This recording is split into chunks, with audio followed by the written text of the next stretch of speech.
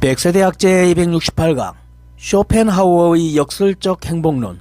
일, 가정, 책임 모든 것을 해내고 있는데도 마음에 뻥 뚫린 구멍. 철학자 쇼펜하우어는 이 감각의 정체를 꿰뚫고 있었습니다. 인생의 고뇌는 필연이라고. 신중년 행복 디자이너 이규철입니다. 첫 번째, 인생의 고뇌는 필연이다. 왜 이렇게 열심히 하는데도 채워지지 않는 걸까? 그렇게 느낀 적은 없을까요? 아침에 일찍 일어나서 일을 하고 집에 가면 가족 시간, 할 일은 산더미처럼 쌓여 있고 쉴 새도 없습니다. 그래도 마음속 어딘가에 구멍이 뻥 뚫린 듯한 느낌. 중견 간부가 되고 나서 이 느낌이 강해졌어요. 위로부터 압박감, 부하에 대한 책임, 가정에서의 역할, 모든 걸 다 해내고 있는데 왠지 이래도 되나 하는 불안감이 따라다닙니다. 19세기 철학자 쇼펜하우어는 이 느낌의 정체를 꿰뚫고 있죠. 그가 말하는 것은 인생의 고뇌는 필연이라는 것입니다. 이것은 단순한 비관론이 아닙니다.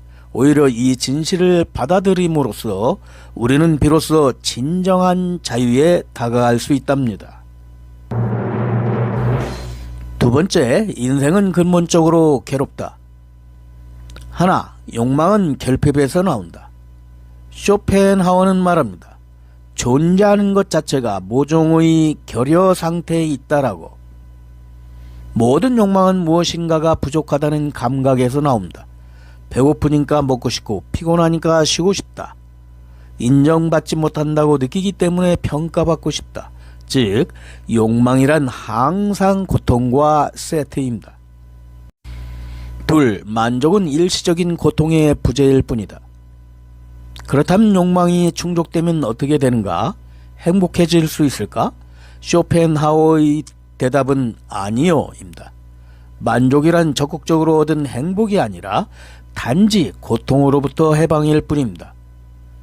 건강할 때는 건강을 모르고 몸이 아파야 비로소 그 중요성을 깨닫죠.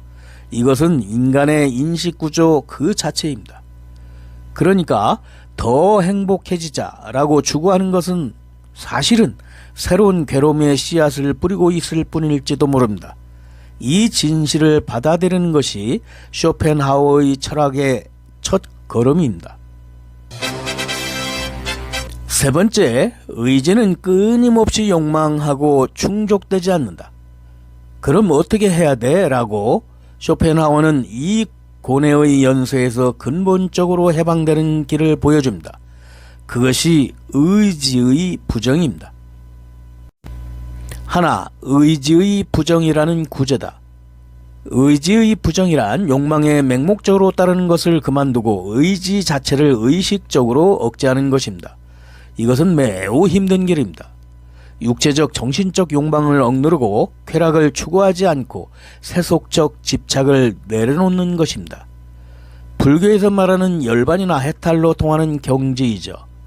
솔직히 말하면 저에게는 이 경지에 도달할 자신이 없습니다.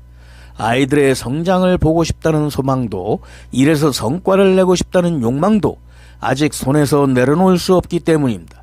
하지만 이 의지의 부정이라는 개념을 알고 있는 것만으로 매일의 욕망과 마주하는 방법이 바뀝니다.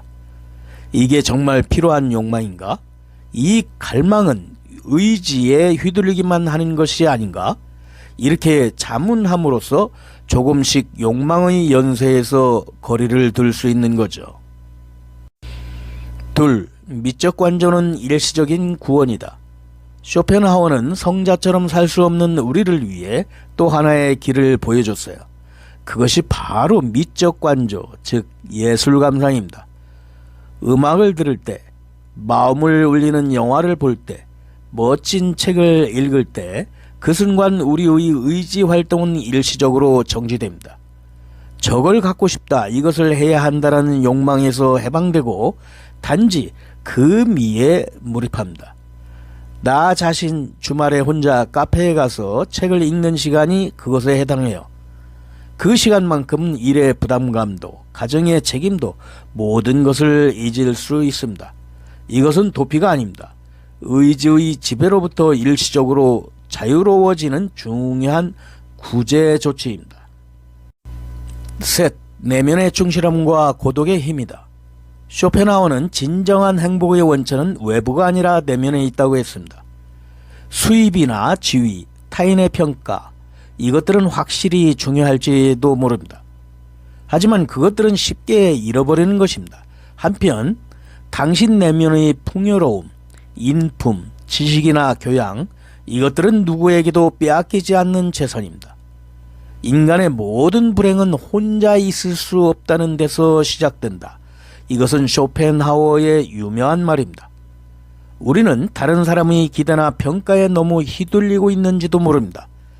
SNS에서 좋아요의 수, 윗사람의 평가, 주위에서 볼 수 있는 방법, 하지만 고독한 시간을 가짐으로써 진정한 자신과 마주할 수 있답니다. 나는 무엇을 소중히 여기고 있는가? 어떻게 살고 싶은가? 그 대답은 시끌벅적함 속에서가 아니라 조용한 곳에서만 찾을 수 있답니다. 넷, 건강이야말로 행복의 토대다. 쇼펜하우어는 건강과 명랑함이야말로 행복의 최고 재산이라고 말했습니다. 특히 건강은 행복의 90%를 좌우한다고, 병든 왕보다 건강한 거지가 더 행복하다는 것입니다. 20대 때는 다소 무리를 해도 몸이 움직였어요. 하지만 30대가 되면 수면 부족이나 건강관리 소홀의 외상이 옵니다. 반대로 잘 잔 아침, 적당히 운동한 후 상쾌함, 이것들은 어떤 비싼 것보다도 가치가 있어요. 건강하다면 일도 할 수 있고 가족과 시간도 즐길 수 있고 취미에도 몰수할 수 있답니다. 모든 기반은 건강한 신체와 건전한 정신인 것입니다. 다섯, 40세 이후의 생활 방식. 쇼펜하우어는 40세 이후에는 쾌락을 늘리는 것보다 고통을 줄이는 삶의 방식이 현명하다고 했습니다. 젊었을 때는 더라고 전진하는 것에서 가치를 찾아내고 있었죠. 그런데 나이가 들수록 깨닫는 것, 바로 정말 중요한 것은 쓸데없는 고통을 줄이는 것입니다. 지나친 기대를 접는다. 무리한 약속을 하지 않는다. 남과 비교를 그만둔다. 이것들은 소극적으로 보일 수 있지만 사실은 매우 적극적인 선택입니다. 자신의 삶의 주도권을 되찾는 행위입니다. 네 번째, 결론. 쇼펜하우어의 철학은 언뜻 보면 절망적으로 보일지도 모릅니다. 인생은 근본적으로 힘들다. 의지는 결코 충족되지 않는다. 하지만 저는 이 사상의 희망을 느낍니다. 왜냐하면 고통의 원인을 알면 그것과 마주하는 방법도 보이기 때문이죠. 우리가 채워지지 않는 것은 당신이 약해서가 아니에요. 노력이 부족해서 그런 것도 아닙니다. 그것은 인간의, 아니 세상사의 본질인 것입니다. 이 진실을 받아들임으로써 비로소 자유로워질 수 있어요. 더 행복해져야 한다는 강박관념에서 해방됩니다. 그리고 고통을 줄이고 내면을 풍요롭게 일시적인 아름다움 속에서 편안함을 찾습니다.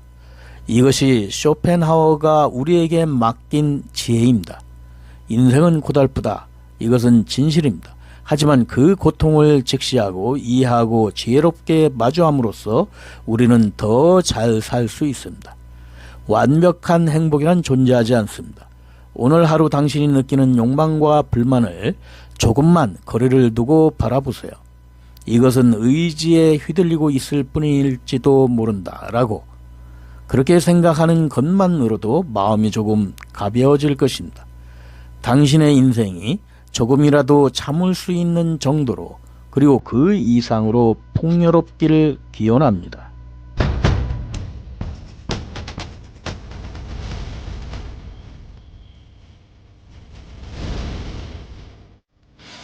종결, 쇼펜하우어의 역설적 행복론을 아래와 같이 살펴봤습니다.